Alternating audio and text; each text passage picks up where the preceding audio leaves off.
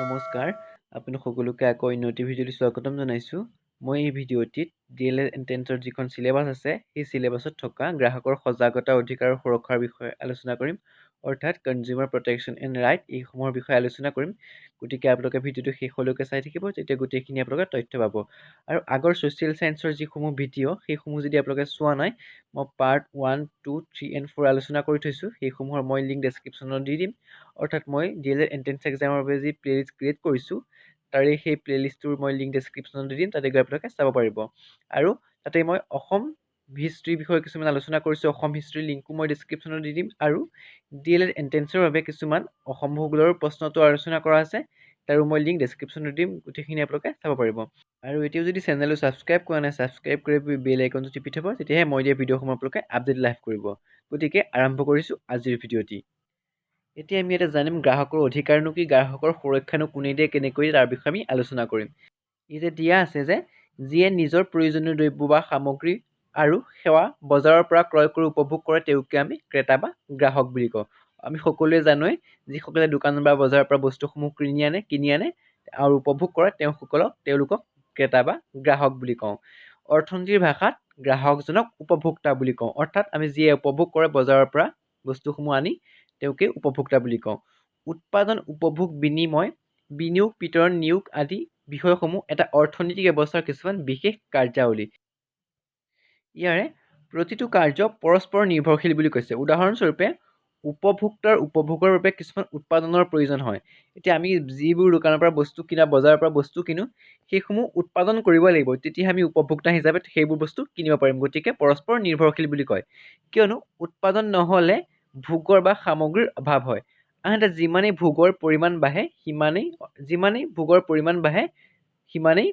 বস্তু বা দ্ৰব্যৰ সামগ্ৰীৰ চাহিদা বাঢ়ে আৰু উৎপাদনকাৰী উৎপাদন কৰিবলৈ প্ৰেৰণা বৃদ্ধি পায় এতিয়া মই ইউটিউবত ভিডিঅ' বনাই আছোঁ ইউটিউবৰ ভিডিঅ'ৰ ভিউজ বাঢ়িলেহে মই আকৌ নতুনকৈ এটা পুনৰ ভিডিঅ' বনাবলৈ প্ৰেৰণা পাম উৎসাহ পাম সেই তেনেদৰে যিসকলে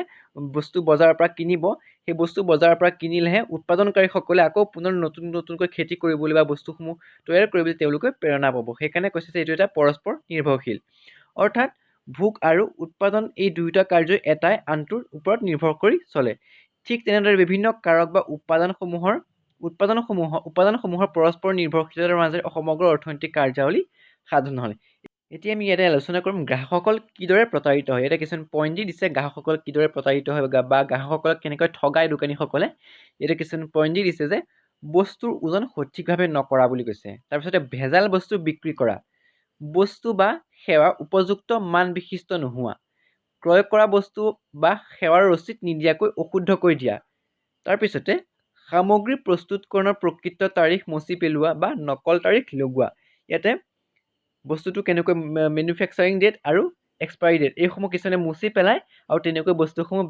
বিক্ৰী কৰে যাৰ ফলত গ্ৰাহকসকল বিভিন্ন ঔষধ কিনিবলৈ গ'লে তেনেকুৱা কিছুমানে কৰে যাৰ ফলত যিসকলে ঔষধটো সেৱন কৰে তেওঁলোকৰ বিপদ হোৱা দেখা যায় আৰু কিনোতাজনৰ বিপদ হোৱা দেখা যায় গতিকে এইসমূহ আপুনি নজৰ দিব লাগিব তাৰপিছতে প্ৰকৃত মূল্যৰ ওপৰত নকল মূল্যৰ লেবেল লগোৱা এইটো এটা বহুত ডাঙৰ কাম তেওঁলোকে অপৰাধ বুলি ক'ব পাৰি এইসমূহ আৰু এই অপৰাধসমূহৰ বাবে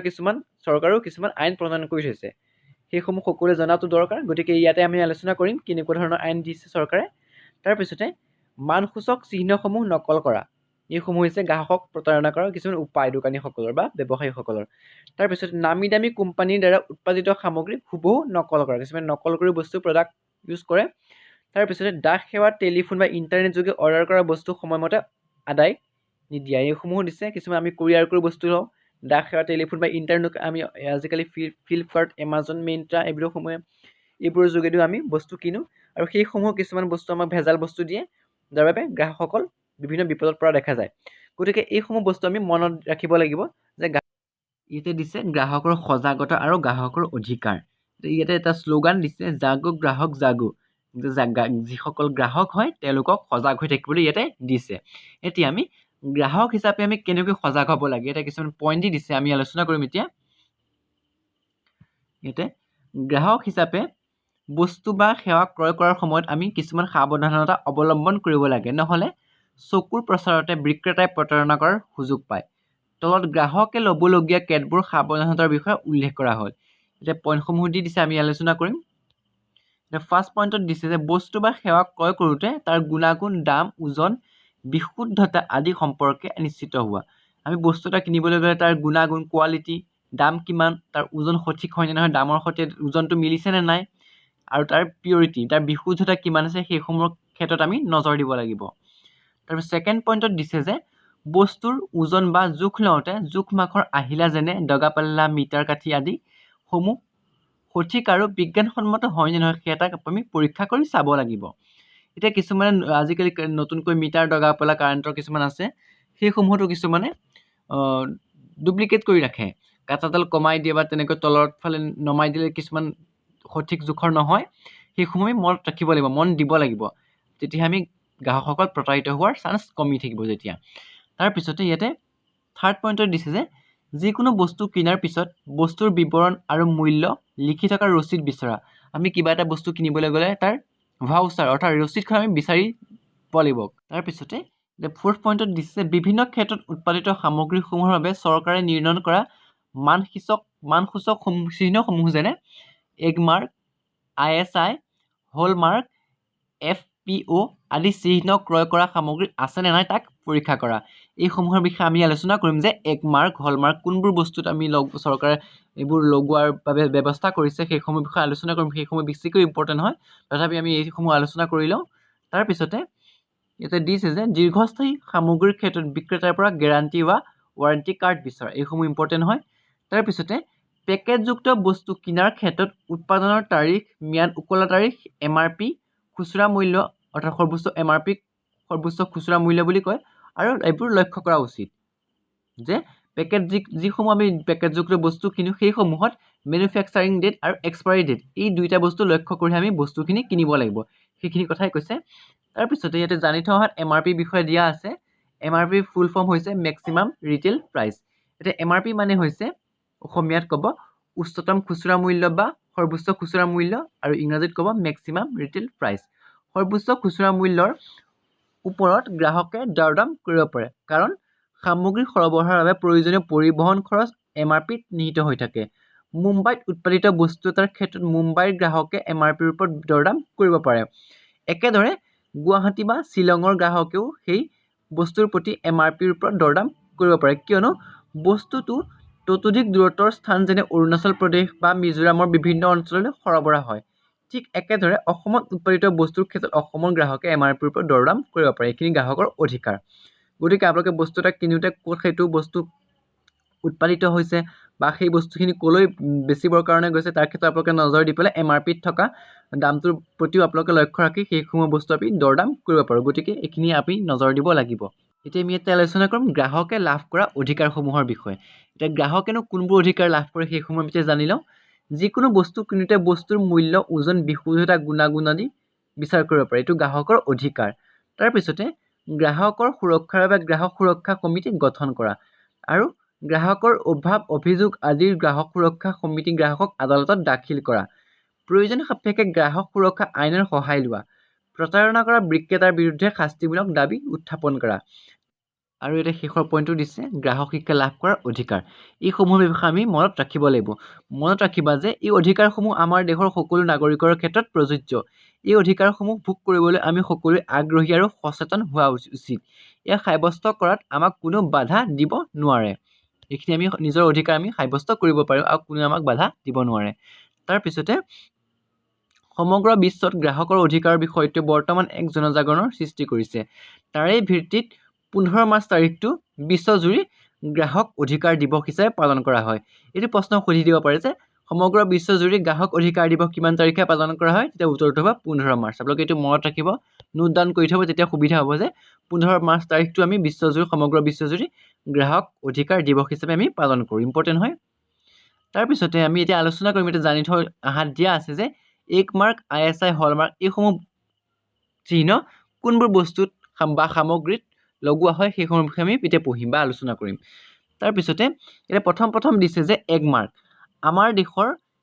কৃষি ক্ষেত্ৰৰ পৰা উৎপাদিত খাদ্য সামগ্ৰী যেনে খোৱা তেল, আটা, ময়দা, ডালিয়া, ঘি, মাখন, বিভিন্ন মছলা আদিৰ ক্ষেত্ৰত এগমাৰ্ক চিহ্ন ব্যৱহাৰ কৰা হয়। এই প্ৰশ্নটো এবাৰ D.EL.ED এণ্ট্ৰেন্স এক্সামত আহিছিলে যে কৃষিভিত্তিক সামগ্ৰীসমূহক তলৰ কোনটো চিহ্ন ব্যৱহাৰ কৰা হয় এক মাৰ্ক ISI হলমাৰ্ক কোনটো ব্যৱহাৰ কৰা হয় তেতিয়া আমি উত্তৰটো কৰিব লাগিছিল যে এক মাৰ্ক কৃষিভিত্তিক সামগ্ৰীসমূহত ব্যৱহাৰ কৰা হয় তাৰ উপৰিও ইয়াতে দিয়া আছে খোৱা তেল আটা ময়দা ডালিয়া ঘি মাখন এইসমূহ বস্তুত পাৰ্টকেও খুলি দিব পাৰে কেতিয়াবা প্ৰশ্ন যে খোৱা তেলৰ সামগ্ৰীসমূহত তলৰ কোনটো চিহ্ন ব্যৱহাৰ কৰা হয় তেতিয়া আমি জানিব লাগিব যে এক মাৰ্ক ব্যৱহাৰ কৰা ইম্পৰ্টেণ্ট হয় তাৰপৰা এতিয়া আমি আলোচনা কৰিম ISI এই চিহ্নটো কোনবোৰ সামগ্ৰীত ব্যৱহাৰ কৰা হয় ব্যৱহাৰযোগ্য শিল্পজাত সামগ্ৰী যেনে ৰড প্ৰেছাৰ কুকাৰ ষ্টিল বাচন বৈদ্যুতিক সামগ্ৰী আদিৰ ক্ষেত্ৰত ISI চিহ্ন ব্যৱহাৰ কৰা হয় প্ৰশ্ন কৰিব পাৰে যে শিল্পজাত সামগ্ৰীৰ ক্ষেত্ৰত তলৰ কোনটো চিহ্ন ব্যৱহাৰ কৰা হয় তেতিয়া আমি জানিব লাগিব যে ISI চিহ্নটো ব্যৱহাৰ কৰা হয় তাৰপিছতে এতিয়া আমি আলোচনা কৰিম হলমাৰ্কটো ক'ত ব্যৱহাৰ কৰা হয় মূল্যৱান ধাতু যেনে সোণ ৰূপ প্লেটিনাম আৰু এইবোৰৰ দ্বাৰা তৈয়াৰী অলংকাৰৰ ক্ষেত্ৰত হলমাৰ্ক চিহ্ন ব্যৱহাৰ কৰা হয় প্ৰশ্ন কৰিব পাৰে যে সোণৰ সামগ্ৰীসমূহত বা সোণ বা ৰূপৰ বা প্লেটিনামৰ সামগ্ৰীসমূহত তলৰ কোনটো চিহ্ন ব্যৱহাৰ কৰা হয় তেতিয়া আমি উত্তৰটো শুদ্ধকৈ কৰিব পাৰিব লাগিব যে হলমাৰ্ক চিহ্নটো ব্যৱহাৰ কৰা হয় এইটো হলমাৰ্ক চিহ্ন তাৰপিছত এইটো ISI চিহ্ন আৰু এইটো এক মাৰ্ক চিহ্ন আপোনালোকে মনত ৰাখিব চিহ্নসমূহ তাৰপিছতে FPO ক'ত ব্যৱহাৰ কৰা হয় এতিয়া আমি আলোচনা কৰিম ফল মূলৰ পৰা বিশেষ পদ্ধতিৰ দ্বাৰা পৰিৱৰ্তন সাজিত খাদ্য যেনে জাম জেলি আচাৰ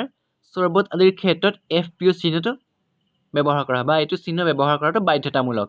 গতিকে প্ৰশ্ন কৰিব পাৰে যে ফল মূলৰ পৰা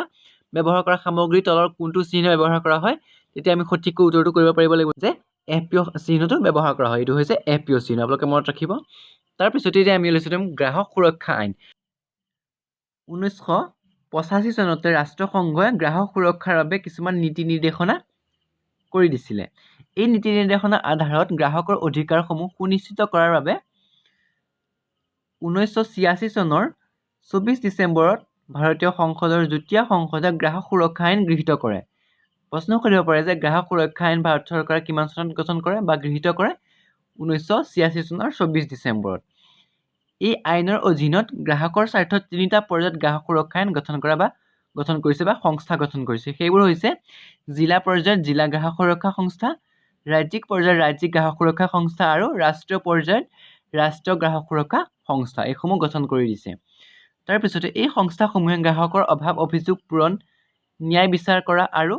সুৰক্ষাৰ বাবে কাম কৰে অকল ভাৰততেই নহয় সম্প্ৰতি বিশ্বৰ 100খনৰ অধিক ৰাষ্ট্ৰত বা দেশত গ্ৰাহক সুৰক্ষাৰ বাবে আইন প্ৰণয়ন কৰিছে ইম্পৰ্টেণ্ট হয় যে ভাৰত চৰকাৰে কিমান চনত গ্ৰাহক সুৰক্ষা আইন গৃহীত কৰিছিলে 1986 চনৰ 24 ডিচেম্বৰত মনত ৰাখিব ইম্পৰ্টেণ্ট হয় তাৰপিছতে গ্ৰাহক সুৰক্ষা বিবাদ নিষ্পত্তি ফৰাম এইটো ইম্পৰ্টেণ্ট হয় এতিয়া আমি আলোচনা কৰিম গ্ৰাহকৰ বিবাদ নিষ্পত্তিকৰণৰ বাবে গ্ৰাহক বিবাদ নিষ্পত্তিকৰণ ফৰাম গঠন কৰিছিলে ভাৰত চৰকাৰে আৰু এইটো গ্ৰাহকৰ ক্ষেত্ৰত এটা উল্লেখযোগ্য পদক্ষেপ বুলি কৈছে আৰু ইয়াক গ্ৰাহক আদালত বুলি কৈছে প্ৰশ্ন কৰিব পাৰে যে গ্ৰাহকৰ বিবাদ নিষ্পত্তিকৰণৰ বাবে ভাৰত চৰকাৰে গঠন কৰা সংস্থাটোৰ নাম কি বা নিষ্পত্তিকৰণৰ ফৰামটোৰ নাম কি তেতিয়া উত্তৰটো হ'ব গ্ৰাহক বিবাদ নিষ্পত্তিকৰণ ফৰাম ইম্পৰ্টেণ্ট হয় আপোনালোকে মনত ৰাখিব সেই ফৰামসমূহে তিনিটা পৰ্যায়ত গঠন কৰিছিলে ভাৰত চৰকাৰে জিলা ভিত্তিত জিলা বিবাদ নিষ্পত্তিকৰণ ফৰাম আৰু ৰাজ্যিক ভিত্তিত